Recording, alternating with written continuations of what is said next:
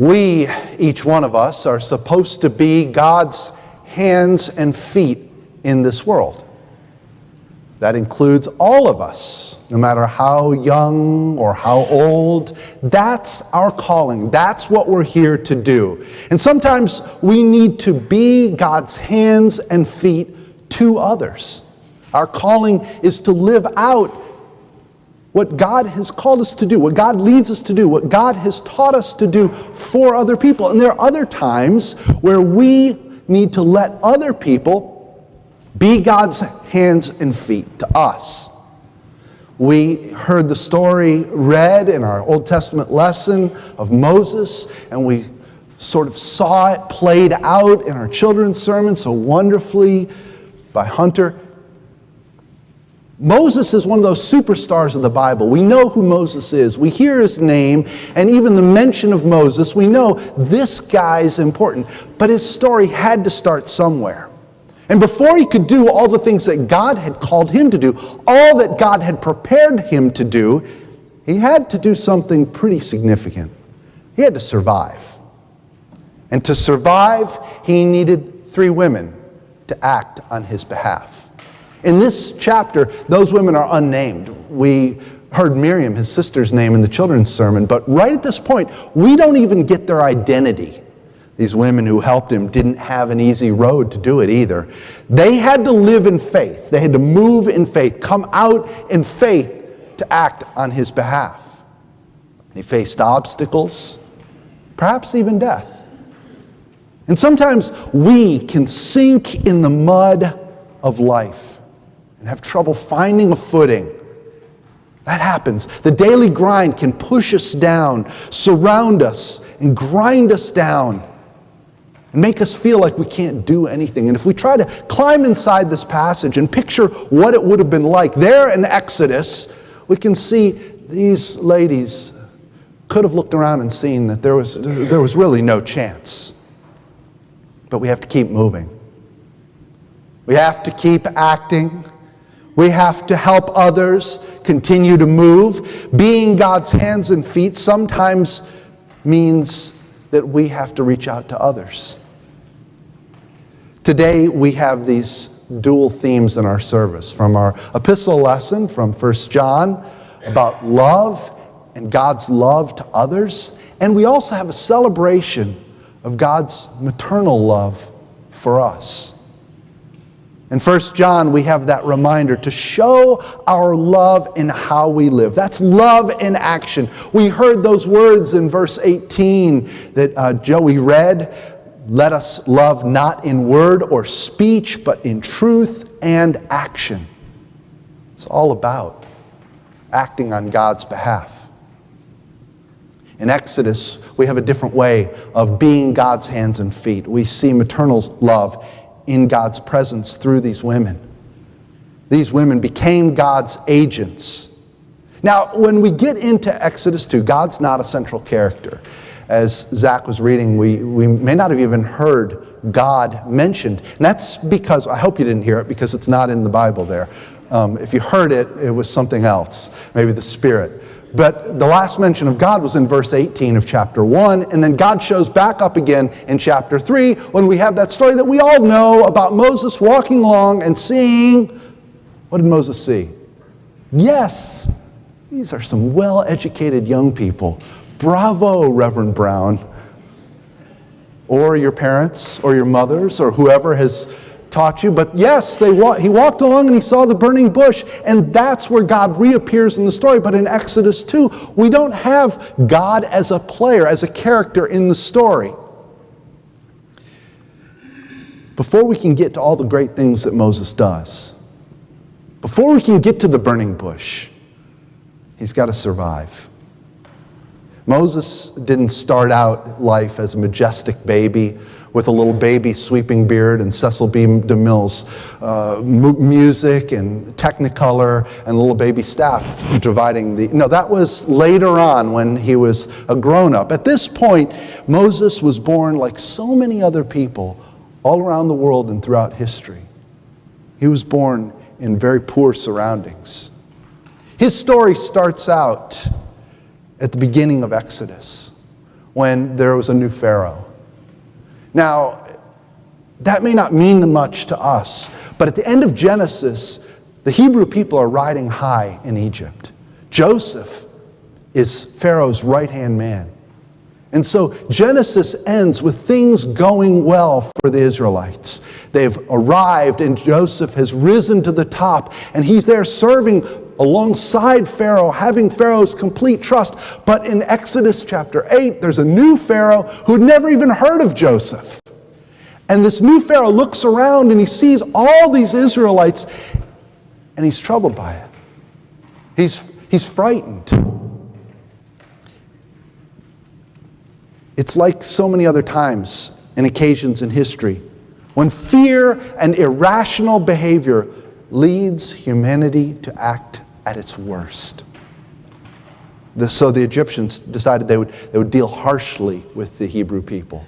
And the harder they pushed them down, the more the Hebrews survived. And even in some sense, they thrived. They kept having more of them. And so Pharaoh finally got to the point where there was nothing left but to institute a policy of infanticide. Sounds like 1930s Germany, but it wasn't. This is the early oral history of the Hebrew people. Pharaoh said that every Hebrew male child who was born would be thrown into the Nile. And as I was thinking about this passage this week, and young people, I don't know if you've ever done this when you're in a Bible study, but you climb inside the verse and you try to picture different characters and what life may have been like for them, how it may have felt for them. And I have no idea who had to carry out this policy, but I can't begin to imagine how horrible that must have been. This sounds to me like the absolute worst situation. The ancient Israelites needed a hero desperately. They needed someone to rise up. That someone was about to arrive on the scene. Moses' parents hadn't even named him yet. Or if they had, his birth name has been lost to the mists of time. We can imagine that they loved him and they wanted the best for him. But when he was born, his mother looked at him and knew about this policy. She wanted to hide the child, but after a little while, she could no longer keep him hidden. And she loved him so much, she did what any parent would do. She put him in a basket and set him down the river. Did you hear those stories from when you were little? How your parents, they loved you so much, they took you out to the Rivanna, put you in a basket, and just set you adrift. That's not how we show love nowadays. But they had to. There was no choice, was there? That abhorrent policy left them with no other option. His mother, a Levite woman, has this baby. He's a boy, and she wants to give him a fighting chance, so she's got to do something. What choice did she have? Sometimes it's hard to see how we can move forward in a bad situation. Sometimes it's only visible later. But, your attitude. What is it? Attitude is a little thing that, what is the saying? Attitude is a little thing that what? Makes a big difference. Right? Attitude is a little thing that makes a big difference. So she tried to think outside the box, tried to find a solution that didn't match what everybody else was trying. And in a desperate attempt to save her child, she made a basket. She put some pitch or some tar in the bottom of it, placed her baby in the basket, and then set it out in the reeds, and then left things to God. Her daughter, the second woman in the story, unnamed as of yet, is the baby's sister, and she watches to see what happens next. His mother didn't leave everything completely to chance. She nudged fate along by sending her daughter to watch. And now we reach the third woman, Pharaoh's daughter. She was bathing in the river and saw the basket. Latin American theologian Jorge Pixley says about this, Even in a place like Egypt, which was for the Hebrews a den of death, there were signs of life. There were agents of life. There were people with that kernel of hope. This Egyptian woman, Pharaoh's daughter, saves baby Moses. She learns that he's a Hebrew baby, and all of a sudden she feels compassion. He is a Hebrew child, but she decides to preserve his life. Now, in the commotion that was surrounding finding this basket, the princess with her attendants, a little girl steps out and says, "Shall I go find a wet nurse from among the Hebrew people?" The Pharaoh's daughter looks up and says, "Yes, that's really the baby's sister." And so she goes and gets her own mother, the baby's mother, and Pharaoh's daughter agrees to pay Moses' mother to take care of him. We know what happens next. We know the ending. Moses has quite a career ahead of him. But this is the start. This is that point in the story where it all could have gone so many different ways. As I was thinking about this passage, I was wondering how much experience Moses' mother had with making a basket float. And I'm wondering if the Bible conveniently omitted the first 3 attempts that ended up with a wet, crying baby. We don't know. Because we get to that point where little baby Moses is with Pharaoh's daughter. How did she know that Pharaoh's daughter would fall for the baby? I mean, babies are cute. I've seen a lot of cute babies. But I've also noticed that no parent ever thinks their child isn't the most adorable baby in the whole world. Everything was so tenuous at this point. Have faith. Move forward in faith. Trust God.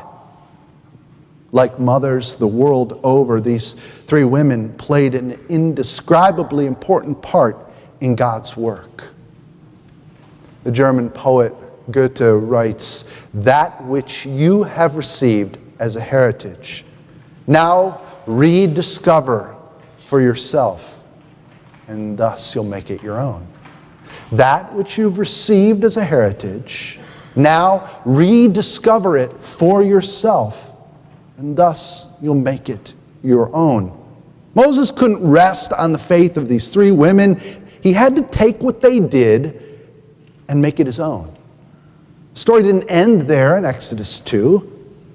Exodus 3 has the, all together now. All right, let's try it again. We didn't rehearse this clearly enough, and I'm not a conductor like Alba, so had the burning bush. They need more coffee.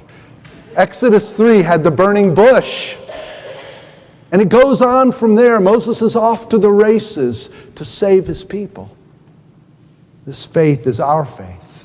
This story is our story. The maternal love these 3 women represent preserved God's plan. And we have to rediscover it for ourselves and make that story our own story. It's not for someone else to live for us. We have to hear the message and then live it.